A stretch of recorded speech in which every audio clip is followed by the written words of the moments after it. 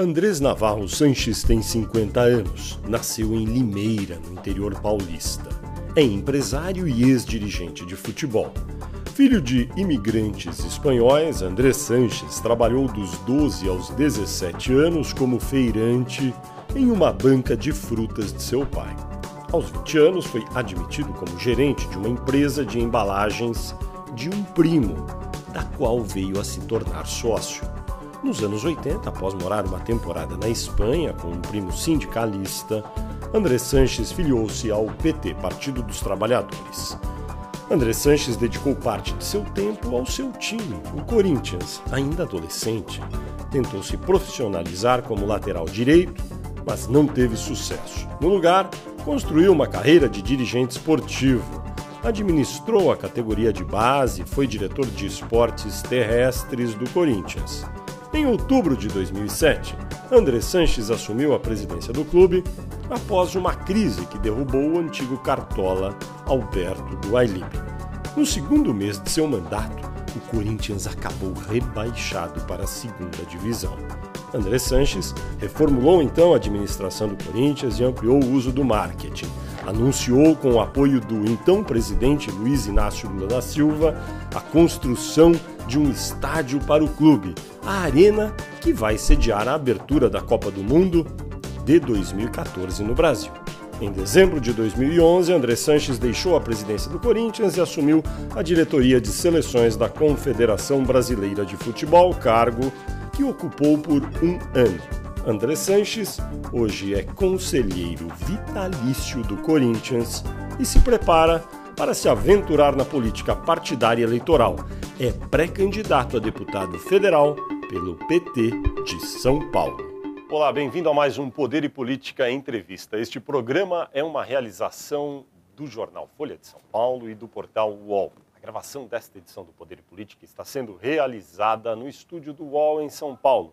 O entrevistado desta edição é Andrés Sanches, ex-presidente do Corinthians e hoje conselheiro vitalício do clube. Olá, Andrés, como vai? Tudo bem? Tudo bem, graças a Deus, e disponível para responder. Espero que você seja leve, hein? Foi uma boa ideia realizar a Copa do Mundo no Brasil em 12 cidades diferentes? Não, acho que é a primeira vez na história que uma Copa do Mundo tem mais do que 8 ou 10 sedes.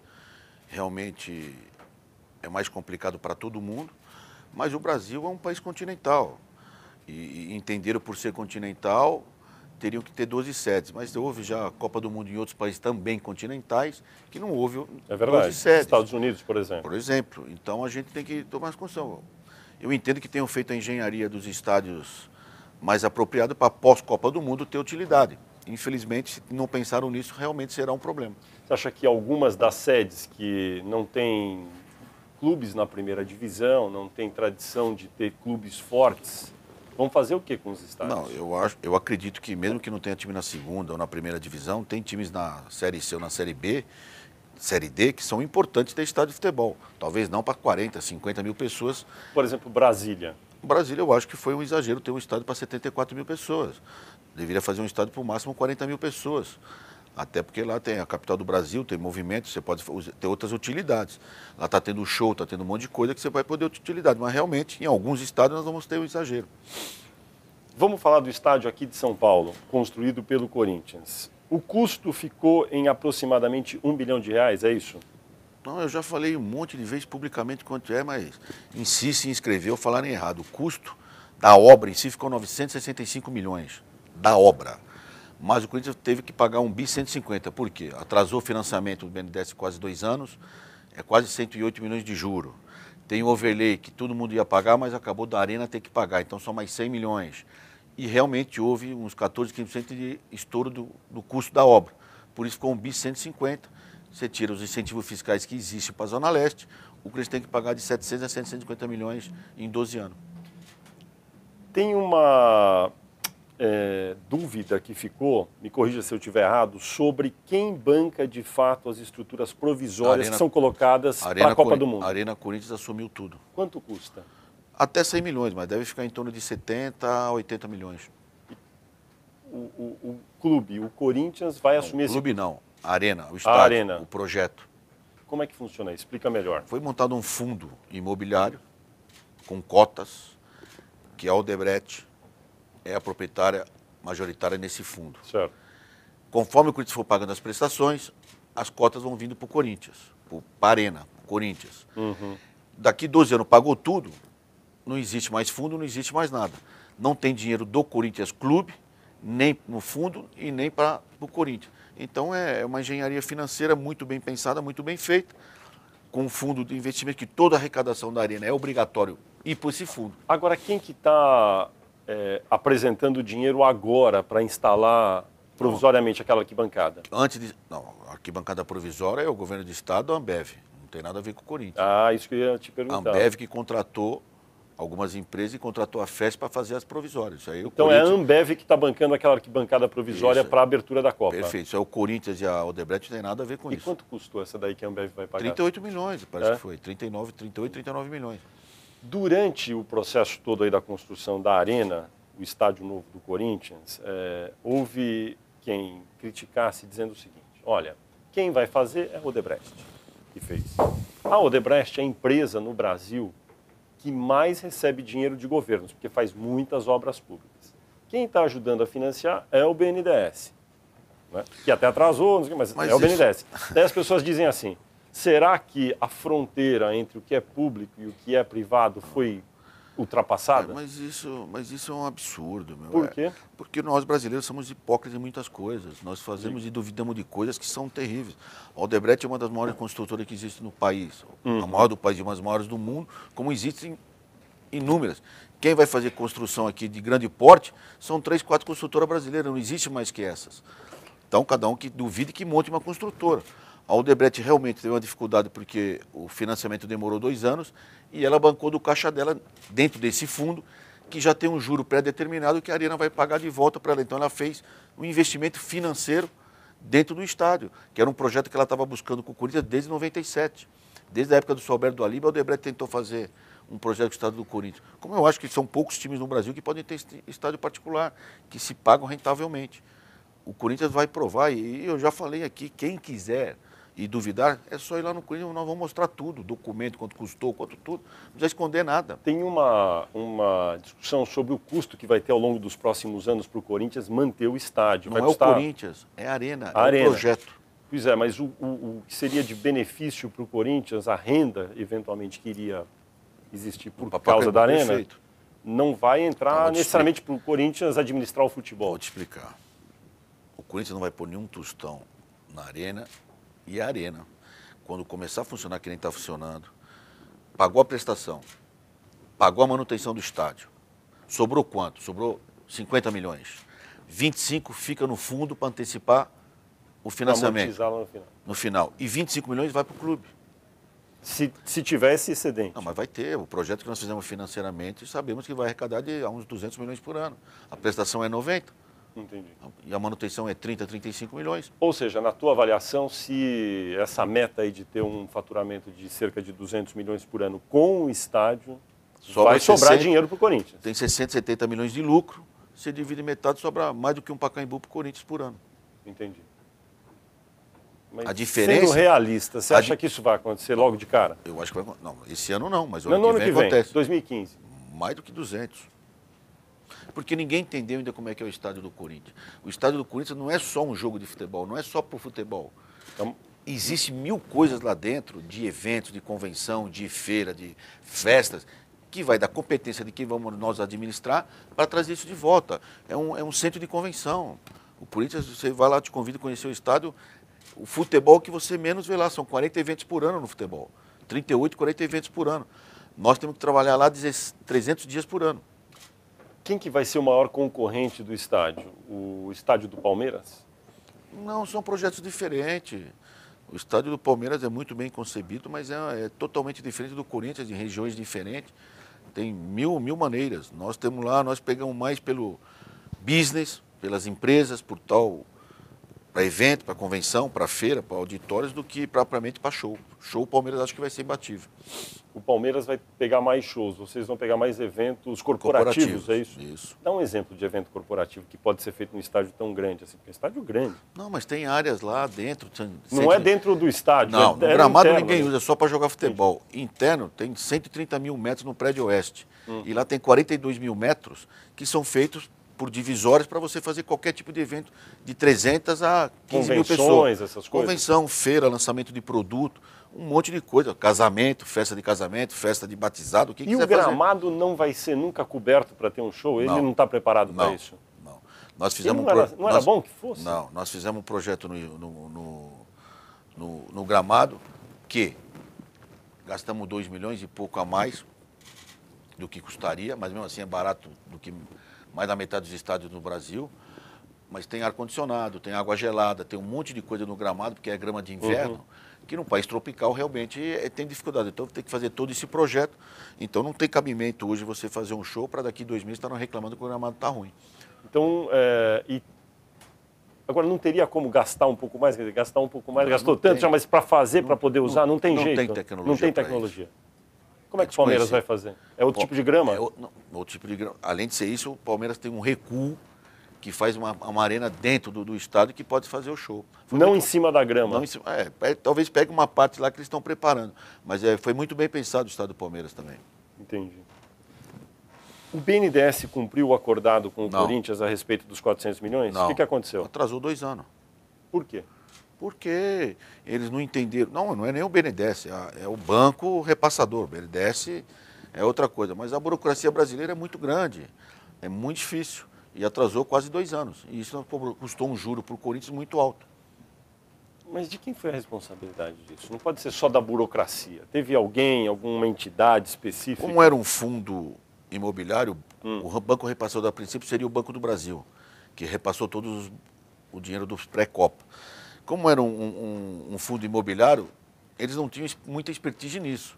Por isso que depois a Caixa, que tem expertise em fundos imobiliários, conseguiu entender o projeto e foi dado garantias da Odebrecht, garantias do Corinthians e a própria garantia do projeto. Talvez seja um dos financiamentos que mais garantia tenha nesse país. Mas o atraso não teve jeito. Isso eu teve que pagar 100 milhões de juros, porque tivemos que fazer empréstimo ponte para pagar, para não parar a obra. André, sobre o nome do estádio do Corinthians, que o Corinthians chama de Arena Corinthians. Os jornais brasileiros... Jornais não. A Folha de São Paulo, o UOL, que insiste em chamar de Itaquerão, mas deixa é um eu direito falar, deles. O jornal New York Times, nessa semana passada, agora, que é um jornal grande, o maior jornal dos Estados Unidos, fez uma reportagem com fotografia e chamou de Itaquerão. É porque o UOL e a Folha talvez devem ter muita audiência lá nos Estados Unidos e eles copiam.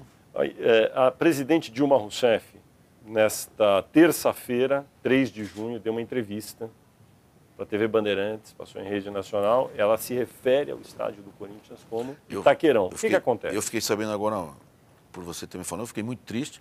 Com certeza vou mandar uma carta oficial para o Palácio dizendo que isso é um absurdo. Não pode chamar, lá é Arena Corinthians, não é Itaquerão. Qual é o problema de, às vezes, porque nós vamos vender um nome. Não é o bairro é Itaquera. Não, mas enfim. Então chama Arena Itaquera, você não viu eu reclamar. Estádio Itaquera, você não viu eu reclamar. Agora, o apelido não. Porque eu tenho que... Mas você acha que tem uma conotação pejorativa, não, Itaquerão? Não, tem mau interesse da imprensa, de uma parte da imprensa. Porque todo mundo sabe que hoje já vender o nome do estádio é uma grande fonte de renda para os clubes. Na Europa já está consolidado, nos Estados Unidos há muito mais tempo. Então nós vamos vender o nome do estádio como o Allianz Parque do Palmeiras foi vendido. E poucas pessoas, a imprensa fala. Mas o Corinthians vai insistir e daqui a alguns anos vão aprender e entender que isso é uma grande fonte de renda para os clubes de futebol ou para as arenas de show, para quem quer que seja. Então eu acho uma falta de respeito do UOL, da Folha de São Paulo e alguns órgãos de imprensa, que eu mandei carta para todos pedindo para se chamar Arena Corinthians. Muito triste, pô. É a mesma coisa falar, pô, mas o BNDES emprestou dinheiro para você, mas no UOL, na Folha, na Globo, em todo lugar, o Correio, o Banco do Brasil, a Caixa faz propaganda. É dinheiro público ou não é dinheiro público? Eu não entendo isso aí. Tem uma coisa assim... Quando é para o clube é dinheiro público, quando é para a imprensa é dinheiro o quê? Não dá para entender direito. No caso aí, a presidente, você acha que ela foi Ela tomou uma gafe. Ela cometeu uma gafe? Uma gafe com o Corinthians. Lá é a Arena Corinthians, o estádio do Corinthians. Você vai mandar uma carta, é isso? Uma carta oficialmente e vou ligar para pessoas próximas delas para dizer. Deve ter sido pela força de expressão que sai da imprensa. Que ela cometeu esse Equívoco. Agora... Para ser bonzinho. Ah, por quê? Porque sim, porque eu acho que todo mundo já sabe que lá é Arena Corinthians. Você... Então, a tua reclamação é sobre, primeiro, o problema que causa não chamar de Arena Corinthians no sentido de prejudicar um faturamento que o clube vai ter, mas há também um sentimento de incômodo em relação a usar o nome do bairro no aumentativo, Itaquerão, é isso? Isso, porque puseram placa lá, Estádio Itaquera e tal, lógico que eu reclamei, mas eu entendo que existe uma lei de hipócritas, mas existe uma lei. Então, indiretamente tem que respeitar a lei, mas é um absurdo. Agora, a parte da imprensa que fala Itaquerão, eu não estou preocupado se o povo fala. O povo fala aquilo que quiser, porque estamos numa democracia. Mas os órgãos de imprensa, que são profissionais e cobram profissionalismo, eles tinham que respeitar aquilo que o clube pediu. Porque realmente nós temos que vender o nome do estádio e fica mais difícil. No caso da presidente, você acha que faltou uma assessoria, alguma coisa? Foi mal informalmente, a assessoria dela falhou e falhou feio. E ela também, no caso, né? Ela deve ler jornal, né? Por isso, talvez, porque ela deve ler a Folha de São Paulo. Será que ela lê a Folha? Será que ela é leitura só da Folha? Ou do UOL, né? Porque tá errada ela, hein? Naming rights, esse negócio dos direitos de explorar o nome. Como andam as negociações e o que se pode esperar dela? Tem que falar com o UOL, com a Folha, aí, para de chamar de Itaquerão, né? Mas, além do UOL e da Folha, eu sei que a sua missão aí é negociar o nome do estádio. Estamos negociando, tem 3, 4 empresas. Mas... Elas são conhecidas, é possível dizer, ou ainda não se pode? Não posso dizer, porque desse tamanho de negócio, a empresa que não fechar, acho que perdeu, então fica um pouco delicado. Mas está cada dia mais adiantado. É uma coisa novidade no Brasil, como eu disse, aqui não tem o costume de chamar os nomes das arenas, mas como a globalização é forte e o Brasil copia coisas boas de fora, espero que copie essa. A tua expectativa é que quando possa ser fechado isso, e qual é a tua expectativa de receita dos naming rights do estádio? Em torno de 400 milhões por 20 anos. 400 milhões, 20 anos. Isso. Que seriam dólares ou reais? Reais, seriam uns 20 milhões por ano. E já está atrasado um ano e meio. Não vamos ser aqui hipócritas e achar que, olha, nós estamos no time bom. Já era para estar fechado isso aí há mais de um ano. Mas acredito eu que no máximo aí mais alguns meses fecha. E a obrigação do clube, da arena, é qual em relação à empresa que dá o nome? É colocar o nome e fazer mais o quê? É você colocar o nome e todo o encarte, tudo que tiver de divulgação da arena é a arena com o nome da empresa. Então, os documentos... E a empresa tem algum direito em relação... Tem um camarote, tem a exploração, tem vários eventos que ela pode fazer dentro da arena, tem todo um projeto. É muito bem copiado do Arsenal e estamos levando mais ou menos seguindo o que o Arsenal fez. Aqui no Brasil, quem já faz isso? Além do Palmeiras, que a gente já sabe. Ninguém. Daí o Corinthians seria o segundo. Os outros que fizeram estádio privado, por exemplo, o Grêmio não fez isso? Não, nem o Grêmio. O Paraná, Atlético Paraná foi o primeiro que fez, alguns anos atrás, mas infelizmente não teve muita, talvez porque não tivesse muita interatividade entre eles e não pegou. Mas foi o Palmeiras, primeiro de tudo, foi o Atlético Paraná. E esse valor, 20 milhões de reais por ano, é mais ou menos o que no mercado internacional se cobra ou aqui é o valor menor? Não, Por exemplo, o Arsenal deve ser mais? É menos? Tá é bem, mais? infelizmente menor. Lá, o Arsenal é conhecido o valor? Não é, né, velho? Não falo. Mas diz o quê? Mas com certeza deve ser mais, no mínimo, o dobro. Entendi. E a tua expectativa é que durante este ano ainda de 2014 isso possa ser fechado? Deve ser, né? Imagina, mas... Temos que fechar. Acredito que até antes do final do ano fecha. Tá. O ex-jogador Ronaldo, que jogou no Corinthians, fez uma passagem bonita pelo clube, acabou de dar uma entrevista, várias na verdade, se dizendo envergonhado pelo fato de algumas obras da Copa do Mundo não terem ficado prontas e isso teve grande repercussão. Qual é a sua opinião sobre a declaração do Ronaldo? O Ronaldo, tudo que fala realmente repercute. Eu acho que ele estava numa expectativa de alguns meses atrás que tudo ficasse pronto.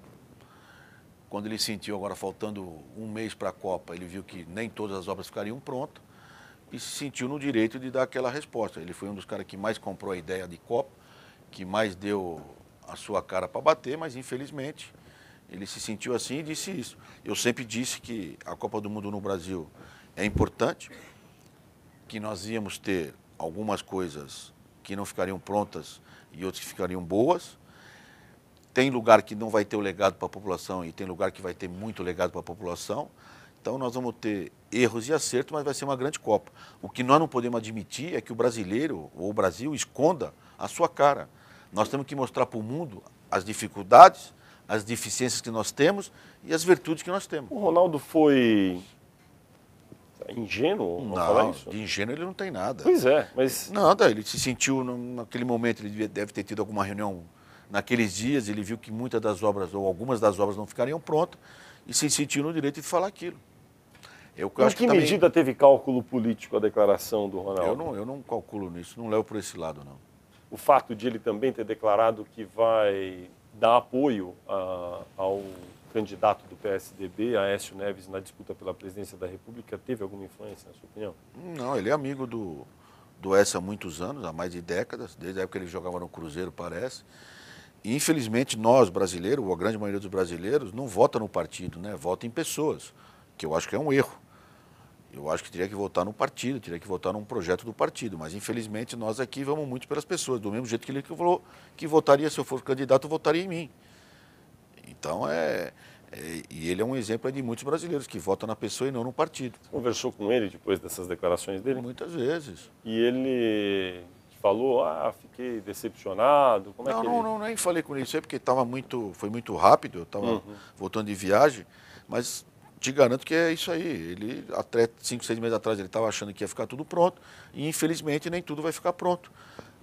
Por que não vai ficar pronto, na tua opinião? Porque nós brasileiros temos a mania de deixar tudo para a última hora. Mas é nós brasileiros ou... Não, é cultura brasileira. Você acha que assim, alguns governos são melhores que os outros? Porque primeiro, também ficou cargo de governos estaduais. Municipais, não é tudo culpa do federal. Então já levaram tudo a culpa federal. Por exemplo, aeroporto. O aeroporto vai ficar pronto para a Copa, mas o aeroporto não é para a Copa. O aeroporto tinha que estar melhor há 10 anos atrás. E tem que ficar melhor o mais rápido possível, independente de Copa. É que tudo agora que vai ser feito é para a Copa, é para a Copa. Nós temos que esquecer esse negócio de Copa do Mundo. Nós temos que fazer para nós brasileiros. Ou você acha que o aeroporto há 8 anos estava bom? Não, e há 8 anos eu não sabia que ia ter Copa, sabia há 6. Você acha que, em termos de responsabilidade sobre o que aconteceu nesses últimos 12 meses, vamos dizer que precederam a Copa, porque muitas coisas iam ficar prontas também para a Copa. Teve alguma responsabilidade maior de governos municipais, estaduais, federal? Eu acho que todos têm responsabilidade. Todos os brasileiros e os órgãos públicos todos têm responsabilidade. O que eu falei, o Brasil é uma burocracia total. Então muitas coisas não é nem culpa do governo, não é nem culpa disso, daquilo, é culpa da burocracia que existe nesse país. Às vezes, para você tirar uma autorização para alguma coisa, leva 1 ano e meio. Tem gente aí que está trabalhando há muito tempo e não tem nem alvará ainda. Porque já tem autorização, mas não tem alvará oficial, porque realmente demora para sair. No geral, como é que você se sente sobre esses atrasos? O que eu me sinto é o seguinte, que tudo que estão fazendo agora já tinham que ter feito há décadas atrás. Está respondido. Mas é só culpa do brasileiro? Não, é culpa dos órgãos públicos desse país. Porque vamos pensar o seguinte, em São Paulo, o governo é comandado por um partido há 20 anos, que é o PSDB. No plano federal, é comandado por um partido que é o PT há 12 anos. Quando você chega no primeiro ano, no municipal fica trocando. Então, no municipal fica trocando. Aí você fala assim, pô, mas eu cheguei há 1 ano, ainda não deu tempo. Agora que ficou 20 anos, 12 anos, não tem mais desculpa, tem? É isso que eu estou falando. É erro dos órgãos públicos. Ó, como brasileiro, cidadão, tudo que estão fazendo para a Copa já tinha que estar há décadas ter feito. Tudo bem que o governo estadual de São Paulo e o governo municipal de São Paulo fizeram algum legado para a Zona Leste, para a cidade de São Paulo pela Copa do Mundo, mas o viário, o túnel, tudo aquilo que foi feito, tinha que ter feito há décadas. A Zona Leste tem mais de 4 milhões de habitantes. É um país. Só agora que estão vendo para lá, e há décadas ninguém investe nada lá. Então, agora tem um legado silencioso que ninguém fala. Que muita gente aprendeu outra língua, os táxis estão não sei o quê, os hotéis se aprenderam muito melhor a se movimentar e atender as pessoas. Tudo isso é um legado silencioso que um evento como Copa do Mundo também deixa. Deixa eu perguntar do estádio do Corinthians de novo, o preço dos ingressos. Teve um jogo agora contra o Figueirense, que parece que o ingresso mais barato, você me corrija se eu estiver errado, foi de 83, é isso? Reais? É Não, isso? está errado. enfim, teve, mas em Tá geral, errado. qual que foi o valor menor? R$ 35. O sócio torcedor pagou. Sócio torcedor. Agora a pessoa que chegasse lá, R$ 50. R$ 50. Esse valor, na tua opinião, ele está baixo, está alto ou está certo? Não, eu acho que, na realidade, pelo que é o evento hoje, ele não está caro. Está razoável para o salário mínimo do brasileiro. Quanto deve ser um valor justo para entrar num jogo de futebol, num estádio novo, moderno, como esse que estão sendo Mas tem que ver construídos muito o agora? jogo do futebol, né? Tem muito time que vão jogar, né? Porque às vezes o time também não compensa o espetáculo para ser jogado. Deixa eu te falar, tem esses campeonatos em países desenvolvidos de vários esportes, não só futebol, nos Estados Unidos que tem muito empresa no esporte, não importa o time, tem a primeira divisão, lá tem 20 times, lá de hóquei no gelo, de basquete, não importa. O preço sempre é meio tabelado e é muito caro, muito caro. A gente vai chegar nisso também? Como é que vai ser o modelo brasileiro, na tua opinião? O dia que os brasileiros de menor renda melhorarem a renda fora do que já melhoraram, tudo vai aumentar. Mas enquanto nós tiver pessoas aqui que ainda não tenham condições, nós temos que achar um mesclado. O futebol é o esporte mais democrático e nós não podemos esquecer das pessoas que têm condições e as que não têm também. Então tem que mesclar. Nessa primeira fase, agora o Brasil com estádios novos, na primeira divisão do futebol brasileiro, o que é um preço médio aceitável, na tua opinião? Os jogos da primeira divisão? Nenhum preço, tirando raras exceções, uma final de campeonato, ou duas que foi o Atlético ou o Flamengo, nunca passou de R$ 50 o ticket médio. E você acha que é bom esse valor? Não, eu acho que é pouco. Não é muito barato? Eu acho que o ticket médio tem que ser uns R$ 100, R$ 110. Para jogo de final ou para todos? Para tudo. Você vai ter ingresso a R$ 35 reais e você vai ter ingresso a R$ 1.000. O ticket médio.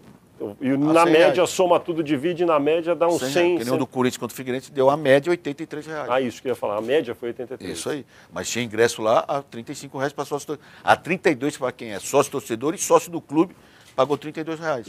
Mas será que o futebol brasileiro no ano que vem, 2015, passou esse negócio de Copa, o ano que vem, primeira divisão, futebol brasileiro, você acha que ele está pronto para cobrar, na média, 100, 110 reais o ingresso? Não sei se o ano que vem está pronto. É uma busca que os clubes têm que fazer. Os clubes estão pagando salários muito altos para o seu time e comissão técnica. Todo mundo está exigindo grandes jogadores e tudo isso tem um custo. O futebol hoje virou um grande negócio, um grande business.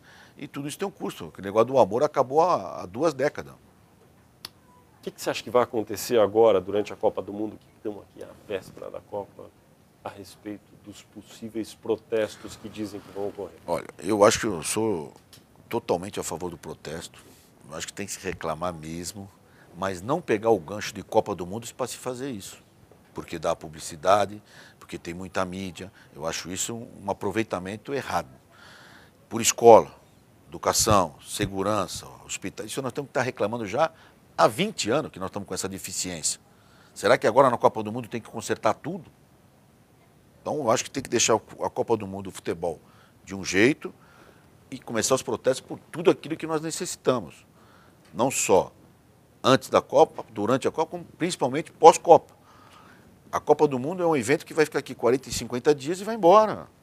Então nós temos que receber os turistas da melhor maneira possível, fazer uma grande festa. Acabou a Copa, cobrar do governo tudo aquilo que nós achamos importante para nós. Vai ter muito protesto, na tua opinião? Não sei. Qual que é o Mas teu sentimento? Eu acho que vai ter algumas tentativas de reclamações de algumas 100, 200 pessoas. Mas eu acho que isso é um aproveitamento, tirar um aproveito que é errado.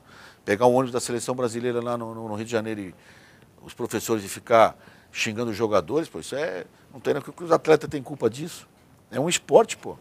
Agora, então, ao mesmo tempo que falam que usa o futebol político, agora, então nós vamos usar o futebol para o protesto. Então, eu acho que não pode ser nem usado politicamente e nem para protesto. Andrés, o que aconteceu na tua passagem pela Confederação Brasileira de Futebol quando você ocupou o cargo de diretor de seleções, não é isso? Por que foi uma passagem que, quando houve a troca de comando, você decidiu sair? O que aconteceu? Não, depois de 9 meses eu pedi demissão porque eles contrataram o Felipão sem eu saber e com o Mano trabalhando. O Felipão foi contratado em setembro, outubro foi contratado. Houve o quê? Uma quebra de relação de confiança? Isso. E eu posso ser tudo menos rei na Inglaterra para eles. Simplesmente foi isso. Por que aconteceu isso, na tua opinião? Não sei, você tem que perguntar para o Marco Polo, eu não sei o que aconteceu. Ou pro Eu Marinho? respeito, não, o Marinho também. Eu respeito a hierarquia, mas era admissível ser diretor de seleções e não saber que estavam contratando um treinador. Eu sei que é presidencialista o clube, a confederação, mas o diretor de seleções tinha que estar diretamente, pelo menos, comunicado. Você achou que foi um erro a contratação do Filipão? Se perder a Copa é um erro, se ganhar foi um acerto. Não. Futebol é resultado. Mas antes disso? Futebol, eu não tiraria o Mano na época. Eu não tiraria. Foi um erro tirar um Mano na época. Eu acho que daquela maneira que tirou, e na época que tirou, sim. Mas teria que esperar até a Copa das Confederações. Mas por que eles fizeram isso? Não sei. Mas qual que é? Você deve ter uma sensação. Não sei. Agora, se o Filipão ganhar a Copa, porque o treinador não ganha a Copa do Mundo, mas se for campeão, fizeram acerto. Se não for, erraram. Infelizmente, futebol é resultado. É a única coisa nesse país que não adianta você fazer bem feito. Você tem que ganhar. Como é que foi a conversa, passado esse tempo, se você puder revelar, entre você, Marco Polo Del Nero e José Maria Marim, naquela fase da sua saída? Não, eu nem falei com ele. Eu pus a carta de demissão. Não houve um telefonema? Nada. Na sede da CBF, pus a carta minha de demissão e fui embora. Ninguém te ligou? Graças a Deus. Nunca mais? Não, eu falo com o Marinho constantemente. E nunca toca no assunto? Não, nunca tocamos. Ele agiu corretamente nesse episódio? Eu não sei, era naquele momento. Não, eu falei, corretamente não, porque se eu achasse que não era momento de tirar o treinador, então na minha concepção não foi correto. Mas o Marinho comigo não teve problema nenhum. O Marco Polo teve alguns problemas e ele fica lá e eu fico aqui. Não vou aqui revelar, mas ele fica lá bem longe e eu fico aqui. Marinho não? Marinho não, Marinho foi um cara que, bem ou mal, sempre falou olhando para mim. Passou isso daí? O quê? Esse mal-estar todo? Faz 2 anos já, tá louco. Graças a Deus, já precisou estar em diretor de seleção, a pressão que estaria aí, pelo amor de Deus. Vem cá, durante um certo período, no ano passado, foi noticiado, e você deu a entender em entrevistas, que, enfim, articulava uma chapa de oposição para presidir a CBF. Passou o tempo, a chapa acabou não vingando. O que aconteceu? Não, porque o tipo de eleição na CBF é muito arcaico.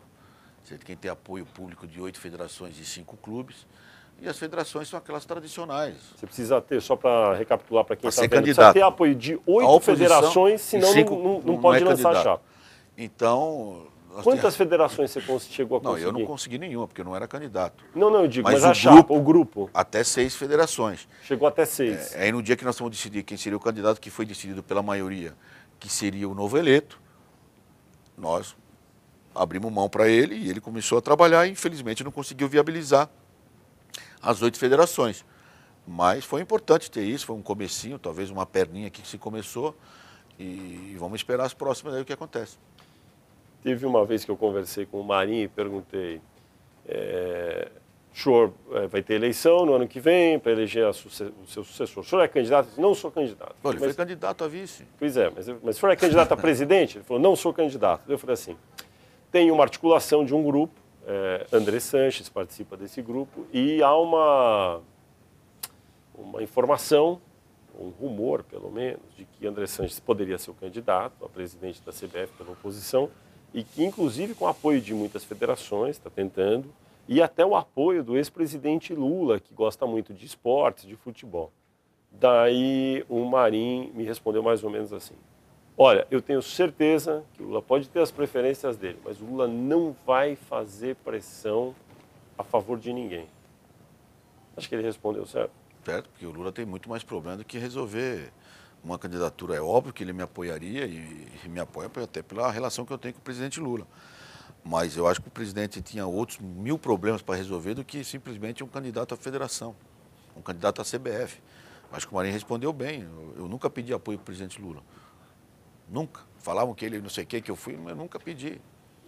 Porque ali, até aquele momento, achava-se que realmente o ex-presidente Lula, certo ou errado, né? Achava-se que ele iria participar desse processo. Eu nunca pedi para ele. Daí com essa declaração do Marinho parece que a coisa deu uma arrefecida até. Porque eu nunca pedi para ele. Eu nunca fui lá presidente, eu quero apoio do senhor para presidente. Você desejaria... Primeiro porque eu nunca falei que era candidato. Eu falei que eu era a oposição. Se tivesse um grupo de oposição, eu apoiaria e trabalharia como eu trabalhei. Não poderia ser você, claro. Não, poderia ser eu também. Eu trabalhei e fiz de tudo para ter um candidato na oposição, mas infelizmente não conseguimos. Você acha que... Agora vai demorar um pouco, né? 4 anos. Mas há uma possibilidade daqui 4 anos, depois da posse do Marco Polo? Estamos continuando articulando tudo aí para em 18 ter candidato. para ter um candidato de um grupo oposto Oposição a esse que comanda a CBF. Ao que nós achamos que será um mal para o futebol. Sonha ainda em ser presidente da CBF algum dia? Eu nunca falei que eu seria Não, mas presidente. estou te perguntando. Não sonho. Não tenho Mas esse gostaria? sonho. Eu acho que eu seria muito mais importante para o futebol brasileiro na CBF do que o Marco Polo, mas agora não tenho nada, não tenho esse desejo. O desejo que eu tinha, o sonho que eu tinha era ser presidente do Corinthians, graças a Deus fui. Mas na CBF eu nunca tive sonho. Uhum. Mas se na sucessão de Marco Polo Del Nero pudesse ser candidato, apoiado por um grupo, seria? Se o grupo achar que seria o meu nome é o melhor, sem problema nenhum, mas eu estou trabalhando com os amigos e na época nós já tentamos fazer um grupo mais forte ainda para fazer uma oposição e ter candidato em 18. Eu sei que o ex-presidente Lula tem uma relação de amigo com o senhor. Que tipo de conselho ele te deu nesse período aí sobre a sucessão na CBF? Não, nunca falamos sobre isso na CBF. Ou sobre o futebol, sobre a política no futebol? A única coisa que ele me disse é que se eu fosse candidato a deputado, seria importante para mim, seria importante para São Paulo, seria importante para o Brasil, porque você resolveria e saberia os problemas nacionais, teria uma amplitude nacional dos problemas que existem no Brasil. E como dizem, dar pedrada é fácil. Agora, você ser vidraça que tem que saber como é que faz. O atual grupo que comanda a CBF sucedeu a Ricardo Teixeira. Ricardo Teixeira foi um presidente da CBF polêmico, para dizer o mínimo, e saiu numa crise. Ele saiu acusado aí de enriquecimento ilícito, estou falando sem juízo de valor, mas saiu acusado de recebimento de propina, etc. Saiu da CBF, ficou o Marinho, José Maria Marinho. Que legado Ricardo Teixeira deixou para a CBF e para o futebol? Bom, ele pegou a CBF quebrada, por isso que existiu o Clube dos 13 e teve a Copa União, porque o CBF não tinha condições de manter o campeonato. Entregou como uma das confederações que mais arrecada financeiramente falando, melhor administrativamente. Agora, erros, todos cometem.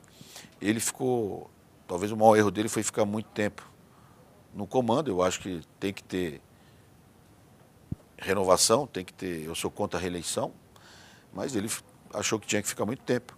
E queira ou não queira, ele fez muito bem o futebol. Agora, essas acusações que tem, eu não entendo. Há décadas acusando, há décadas falando e ninguém prende. Ninguém faz nada. É incrível. Você acha que, é incrível. Você acha que tem muito de rumor e pouco fato, é isso? Não sei, eu ainda acredito na justiça brasileira. Agora, em geral, o legado de Ricardo Teixeira é um bom legado, na sua opinião? Eu acho que ele deixou mais coisas boas que ruins. Foi um bom dirigente, então. Por futebol, sim. E a FIFA? Faz bem para o futebol a FIFA? Isso eu não tenho nem como fazer. Eu acho que quem faz o futebol, primeiro, é os clubes. Depois jogadores e grande torcedor. Se não tiver esses três, não existe futebol. Mas quem muito comanda, quem muito faz, é quem menos tem para se fazer, que é a FIFA, confederações e federações. O que você acha da FIFA? Eu acho que é uma grande empresa, de um grande negócio, que é democrática. Se todo mundo que está lá vota nela a favor dela, quem tem que fazer uma revolta, quem tem que brigar por isso é os clubes. Juntar os clubes europeus, clubes sul-americanos e tudo do mundo e falar, quem vai fazer o Mundial somos nós, quem faz o futebol é o clube. A FIFA exagerou nas exigências que fez ao Brasil? Não sei. O que eu sei é que em qualquer país que se tenha Copa do Mundo, as exigências são as mesmas. Qual o problema aqui? Onde existe meia entrada? No mundo. Onde existe meia entrada? Onde existe ingresso para índio? Onde ingresso para aposentado? Então, é tudo uma coisa que a FIFA e os órgãos internacionais não entendem. Mas no Brasil existe a lei, tem que ser cumprida, teve que se revogar. Como é que pode vender bebida na Copa do Mundo e depois o Corinthians não pode vender no estádio dele? Então nós somos nós somos o povo de segundo escalão, que eu me sinto. Se após a Copa do Mundo o Corinthians não puder vender cerveja, o Corinthians ou os clubes, nessas arenas novas não puder vender cerveja ou bebida, eu vou me sentir um povo de segunda classe. Tem que mudar essa lei? Mas isso é a coisa mais ridícula que existe nesse país, mano. Não poder vender bebida. O cara fica bebendo a meio metro do estádio, na porta do estádio, aí 5 minutos entra aquele bando, na última hora tudo já toma. Hoje as arenas novas tem espaço, tem restaurantes modernos, tem bares grandes, não tem problema. Tudo filmado. Quem ceder Então, é que se a lei que querem pôr no futebol pusesse no país, nós seríamos país de primeiro mundo. Tem espaço para tentar reverter essa lei que impede a venda de bebida alcoólica em estádio depois da Copa? Tem que ter, pô. É um absurdo se não for. Como é que pode vender na Copa e nós brasileiros não? Nós não somos povo de segunda classe. Isso é a coisa mais ridícula que tem. Se vende bebida no carnaval, no show, no teatro, todo lugar, só no futebol que não. E o movimento Bom Senso? Qual a tua opinião sobre Eu acho que tem coisas boas, mas exageraram. O que, por exemplo? Não, rever o calendário, não atrasar salário para jogadores e para a comissão técnica. Isso é bom. Isso é muito bom. Mas eu acho que eles foram pelo caminho errado. Qual é? Eles têm uma classe representativa. Se eles não concordam com a classe representativa, eles vão destituir seus dirigentes e formem eles. É muito bonito. O sindicato dos jogadores? Lógico. Sim. Tem o sindicato de seus estados e o nacional. Se não tiver contente, vai lá e tire eles. Agora, é muito bonito pegar 8, 9 jogadores consagrados e ficar falando. 95% do jogador brasileiro não ganha do salário mínimo no Brasil. Pô. E nenhum jogador joga 70 jogos por ano. Se ele não joga com dorzinho, ele joga porque se machucou. Então, tem coisas boas. O jogador tem que participar nas reuniões, nos debates, tem que participar. Agora, eu acho que eles passaram um pouco do limite. Você recomendaria o quê? Que se dissolvesse o Bom Senso e eles se incorporassem ao sindicato? Se discute junto do sindicato com as entidades dos clubes e dos governos. Ou seja, acaba o Bom Senso e vai para o sindicato. Daí... O que é Bom Senso? É uma associação? Montaram o quê? É o novo sindicato? Eu, se eu estivesse no clube como presidente, eu não reconheceria o Bom Senso. E o Paulo André jogou comigo, foi eu que contratei, um grande amigo, um cara muito capacitado, mas eu falei para ele, vocês têm que procurar o sindicato e tentar fazer um bom senso dentro do sindicato. Mas acho que não vão fazer, né, pelo jeito. Não sei. Porque eles foram recebidos pela presidente da República, Dilma Rousseff, recentemente. Ela está concedendo a eles um espaço. Que não concede aos clubes, que não concede ao sindicato, que não concede a ninguém. Eu acho que é um pouco contrassenso, né? Ela erra ao receber o Bom Senso e não receber os clubes e os sindicatos. Lógico. Totalmente. Eu já falei, quem faz o futebol é os clubes. Aí o atleta e torcedor. O senhor vai ser candidato a deputado federal. Pré-candidato, né? Pré-candidato no momento e daí deve ser candidato com oficialização na convenção do PT do Estado de São Paulo. Como vai ser sua campanha? Defendendo quais causas? Bom, primeiro, era uma coisa que eu não tinha na minha vida como um caminho a se seguir, mas, como eu disse, por várias conjunturas, sou pré-candidato e talvez serei candidato. Eu vou pôr inclusão social e bater muito na reforma política, cara. Tem que mudar a maneira de se fazer política nesse país. Não tem cabimento a maneira que se faz política hoje. O que está errado na forma que se faz política hoje? Não sei que está errado, né? Eu também não tenho o dom de saber tudo, mas eu acho que não pode ter reeleição. Eu sou contra a reeleição em qualquer órgão. No Corinthians eu saí com 98% e não fui reeleito, não quis reeleição. Então eu acho que para presidente, para governador, para prefeito e até senador e deputado tem que se achar uma maneira de prorrogar o mandato e não ter reeleição. Temos Como assim? Explica. Para todos os cargos, deputado, senador, governador, prefeito, vereador, tudo? 6 anos e troca. Sem reeleição, inclusive no legislativo. Quem for bom, depois no outro mandato volta. Ou se eu sou um vereador muito bom, me candidate a deputado. Se eu sou um deputado muito bom, vou a senador. Se eu sou um senador muito bom, vou a presidente. Então, você pode se reeleger não para o mesmo cargo. Eu acho que isso daria uma oxigenada muito grande no brasileiro, e até porque muitos brasileiros que não têm chance hoje teriam chance de entrar, para ver se tudo que falam que é errado, eles vêm lá para ver se é errado mesmo. E aí você acha que tudo teria que ser coincidente? O mandato do vereador, do prefeito, do senador, tudo uma vez só, uma eleição só? Da maneira que é feita a política hoje, o que custa as campanhas hoje, seria melhor ser uma só. Mas deixa eu te perguntar, mas daí o eleitor vai votar para vereador, para prefeito, para deputado estadual, para governador, deputado federal, senador e presidente. Por isso tem que ter a forma política. Talvez não precisa ter tudo isso aí. Será que se ele votar tudo de uma vez, não é melhor separar prefeito e vereador? Mas ele pode fazer em 2 dias, sábado uma parte e domingo outra. Mas aí a campanha se sobrepõe. Eu estou falando porque a campanha que antecede a eleição é uma época, ou deveria ser, de discussão, para a pessoa entender. Não é, mas deveria ser. Se for para discutir tudo numa campanha só, será que daí vai ser ainda, não vai ser pior? Mas por isso tem que mudar, mas não é só da forma que é a política hoje. Tem que ter voto distrital, tem que ser uma coisa mais, uma ampla reforma política, não só não ter reeleição, não só ser tudo junto. Tem que vir, a parte partido não pode ter 32, 33 partidos.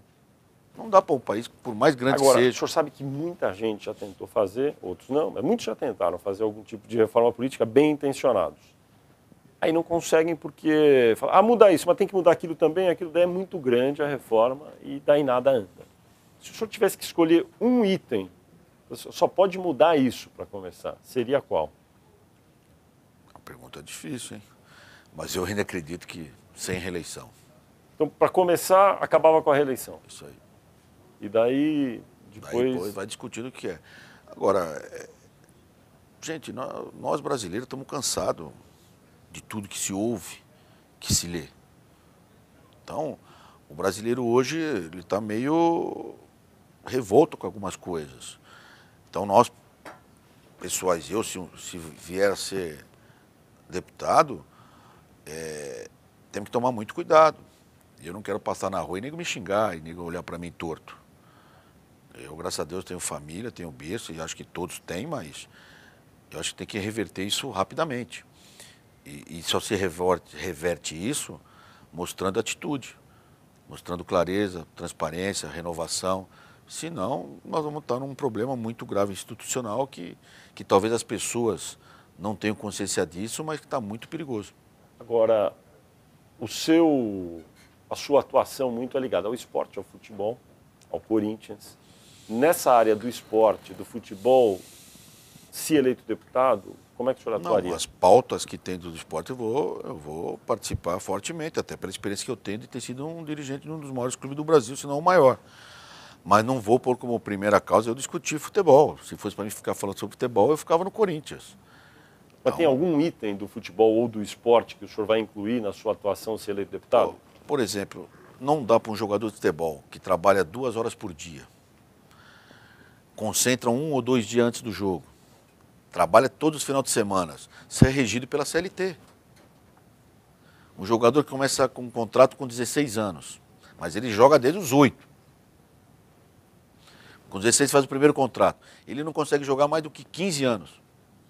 Ou alguns 20 anos, mas é em média 15 anos. Ele tem que ter uma aposentadoria especial, um pouco antecipada.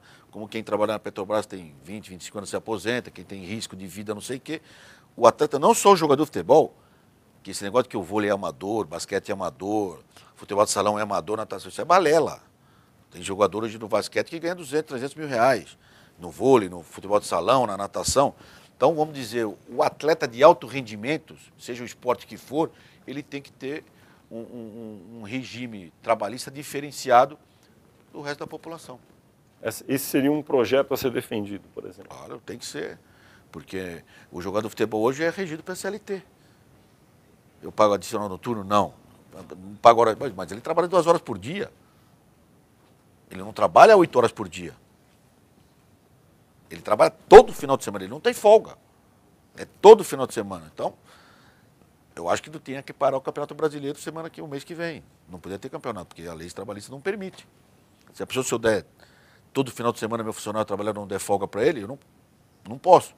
Como é que nós fazemos com o jogador de futebol? Isso é CLT.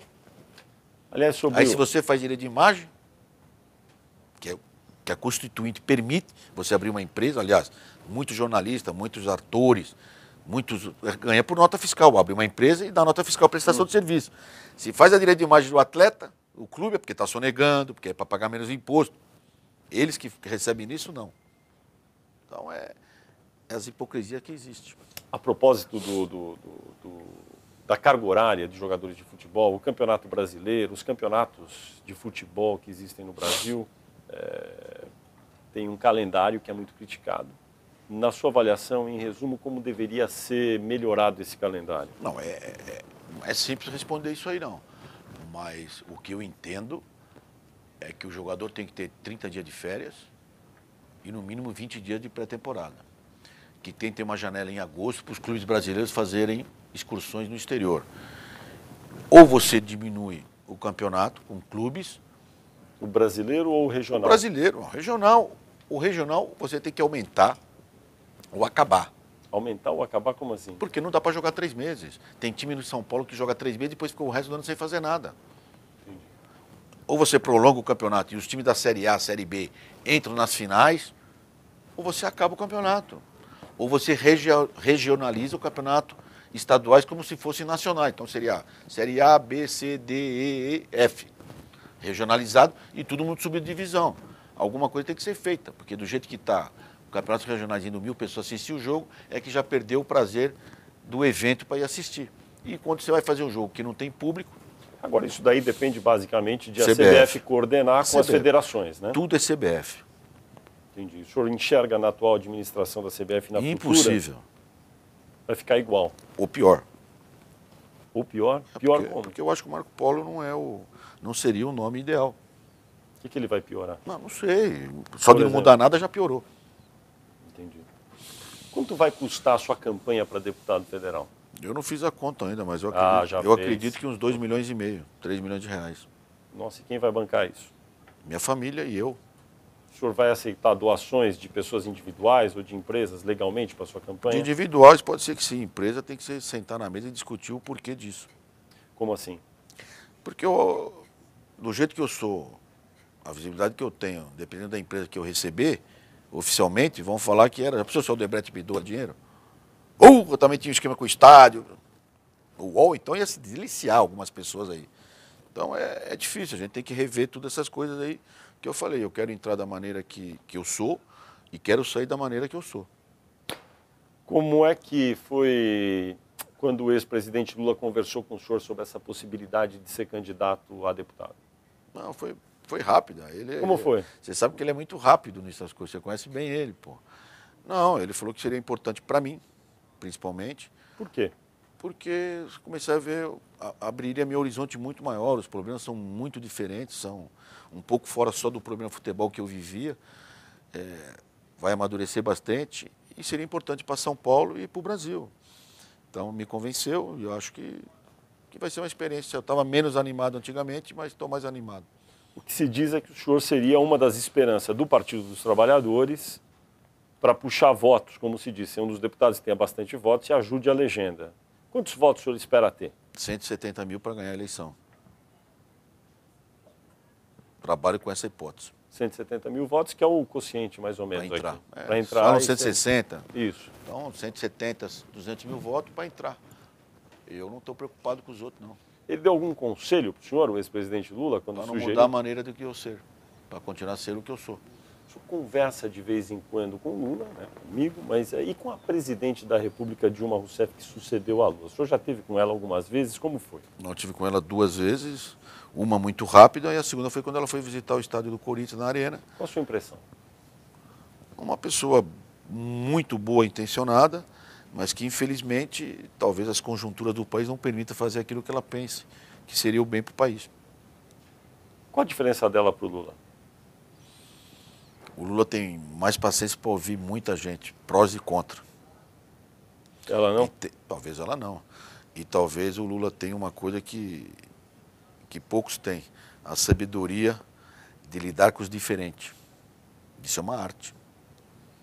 Ele lidar com o cara que é presidente dos Estados Unidos e com o cara que varre o chão. Então ele trata e tem a mesma sensibilidade com todas as pessoas. Eu acho que isso é uma das maiores virtudes dele. E a presidente Dilma, do pouco contato que o senhor teve, deu uma impressão diferente dessa que o senhor tem do Lula? Até pelo estilo de vida, até pela história de vida de um e de outro. Entendi. É óbvio isso. Mas é o que eu digo, ou se faz uma reforma política e muda muitas coisas nesse país, ou o país vai ter muitos problemas. Quem vai ser campeão na Copa do Mundo aqui do Brasil? Torcerei, farei tudo o que puder para ser o Brasil. Agora, fora o Brasil, tem mais 2, 3 times que não podem ser campeão. Argentina, Alemanha, própria Espanha, a Itália, que ninguém fala nada, vem forte. Agora, o Brasil tem tudo para ser campeão. Se os jogadores que estão unidos se unirem mais, fecharem entre eles e a torcida abraçar o time de futebol, dificilmente o Brasil perde a Copa. A Copa depende da torcida e dos jogadores. Tem algum jogador que deveria estar nesse grupo e não está? Não, eu acho que foi uma seleção com poucas reclamações ou quase nenhuma. O senhor não tem nenhum reparo ao grupo? Nenhum. Algum jogador, olha, Talvez eu teria levado o Gil, zagueiro do Corinthians, que está jogando muito bem. O Marquinhos, que é o zagueiro do PSG, que vinha, que é novo e já teve uma experiência boa para disputar uma Copa do Mundo. Mas eu acho que foi uma seleção bem equilibrada, aliás. Esse time é o time que vinha jogando os últimos 3 anos, também não tem muito o que escolher. Tirando 1 ou 2 jogadores, é o time de 3 anos. Há sempre uma dúvida de alguns mais especialistas a respeito da posição de goleiro, sobre Júlio César. O senhor tem dúvidas? Júlio César é o melhor goleiro que existe no Brasil. Agora, realmente, ele ficar um tempo sem jogar, para goleiro dificulta. Mas, na seleção brasileira tem um grande preparador de goleiro, tem um grande treinador, e ele deve ter a consciência do que está fazendo e a experiência que o Júlio tem para a falta um pouco de ritmo de jogo, ele recuperar pela sua experiência. Mas é uma pessoa formidável, é uma pessoa que merece ser campeão do mundo, pela família que tem, pela pessoa que ele é. Eu tive na África como chefe da delegação, eu vi o que aqueles jogadores sofreram, e quem está nesse grupo que teve no grupo passado merece ser campeão. O seu relacionamento no Partido dos Trabalhadores, além do ex-presidente Lula, é com quem? O senhor tem amigos lá? Eu tenho amigos. Eu sempre fui eleitor do Genuíno, um grande amigo. O Zé, um grande colega. O Edinho. O Zé, no caso, o Zé Disseu. Não tenho vergonha de falar, não. As pessoas. O Edinho, que era o prefeito de Araraquara, que foi presidente do partido, é amigo meu há muitos anos. O Emílio de Osasco, antes dele ser prefeito de Osasco, eu já o conhecia. Então, o Vicente Cândido, deputado Vicente Cândido, tenho grandes amigos e alguns inimigos. Mas isso faz processo natural, é respeito ao próximo. O senhor mencionou aí 2 integrantes do PT muito famosos, José Genuíno, José Dirceu, que foram condenados no processo do Mensalão, estão presos no momento. Depois que eles foram condenados, depois que eles foram presos, não é? O senhor mora aqui em São Paulo, eles estão presos em Brasília, chegou a ter algum contato, foi visitar? Não fui, não. Se tiver em Brasília como deputado, pretende vê-los, né? Olha, eu não costumo ir nesse lugar que eles estão, não acho justo, mas quando sair, com certeza conversaria e estaria com eles. O senhor faz parte do grupo que acha que houve injustiça, não sei se injustiça, mas que foi incorreta a condenação deles? Eu não questiono a decisão de justiça. Eu acredito que todo mundo tem o direito de recorrer da sua justiça, da sua condenação. Se tudo isso foi condenação na última instância, sem passar pela primeira, pela segunda, eu acho que houve um equívoco. Agora, eu não sou jurista, não sei, eu entendo que primeiro eu cometi um crime, eu tenho que ser julgado aqui. Fui condenado, posso recorrer. Fui condenado de novo, posso recorrer no STF, que é a última instância. Fui condenado, se cumpre. E eles que quiseram, né, também. Eles também pressionaram para ser. Eu não entendo, mas eu acho que tem que fazer isso. Eu ainda acredito na justiça. O que eu acho que não pode, as pessoas, seja elas quem for, se tiver direito a trabalhar, direito de sair, direito de um monte de coisa, que se cumpra. Quem vai ser eleito presidente da República dia 5 de outubro? Torço para que seja a presidente Dilma. Está em risco a eleição dela? Não sei. Eleição, como dizem, é difícil de prever. Eu acredito que não por tudo que vem ser feito nas últimas décadas. Olha, eu não sou nada. O presidente Lula pode ter errado, pode ter acertado, Dilma. Se por 25, 30 milhões de pessoas no consumo, como foi colocado, já foi um bom presidente. Então tinha pessoas aqui, e ainda tem, miséria total. Se você conseguir tirar essas pessoas da miséria, você já tem que se sentir realizado. Mas o clima no país está meio esquisito, não é, esse ano? Eu falei aquele tempo. Nesse ano, não. Já vem algum tempo e cada tempo pior. Ou se tem uma reforma ampla em todos os sentidos, aí, não só na política, mas em muitas coisas, ou o Brasil nos próximos anos vai ter muito problema. Quem que o senhor acha que é o principal adversário, ou os principais adversários aí competitivos para dar presidente Dilma na disputa? Aécio Neves, né? Até pela estrutura do partido que ele tem, né? Mais do que o Eduardo Campos? Mais que o Eduardo Campos. O Aécio Neves está muito mais na frente. Eu acho que a grande disputa vai ser entre os dois. Aqui em São Paulo, há uma situação complexa para o Partido dos Trabalhadores, porque a avaliação do atual prefeito de São Paulo, Fernando Haddad, não é a melhor, né? As pesquisas dizem. O candidato a governador Alexandre Padilha não tem ido muito bem ainda nas pesquisas. Qual o seu prognóstico aqui para a sucessão estadual? Eu sou contra a reeleição, espero que dê Padilha.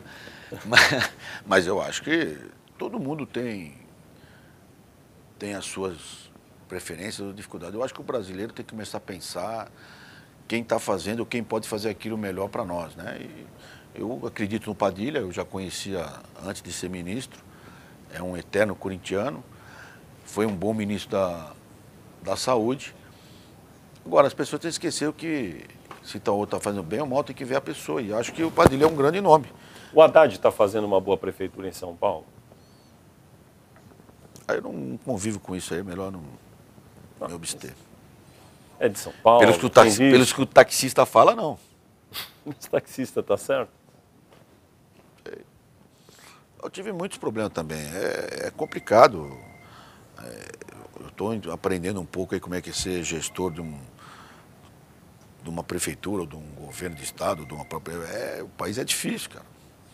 Ou se muda muita coisa aí, ou vamos ter muita dificuldade. Tudo bem. André Sanches, ex-presidente do Corinthians, candidato agora, quase já candidato a deputado federal. Muito obrigado por sua entrevista. Pré-candidato, hein? Os caras me caçam, hein? Pré-candidato. Muito obrigado por sua entrevista à Folha de São Paulo e ao UOL. Obrigado eu. Prazer, uma honra. Legal.